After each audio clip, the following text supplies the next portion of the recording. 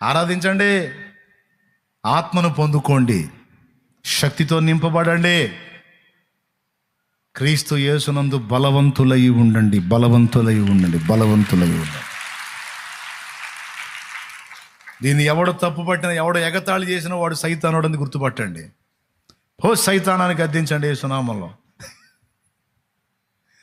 మూడవది, దేవుని యందు ఆనందించుట ద్వారా కూడా మనము బలము, శక్తి, అభిషేకము. అందుకే పౌలు చెప్పాడు ఫిలిప్పీ పత్రిక 4వ అధ్యాయం 4వ వచనం, ప్రభువునందు ఆనందించండి. మరలా చెప్పుదును, ప్రభువునందు దేనిని గూర్చి చింతపడకుడి గాని నీ చింత యావత్తు.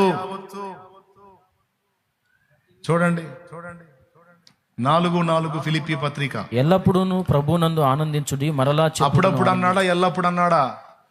పాడుతానే ఉండాలా.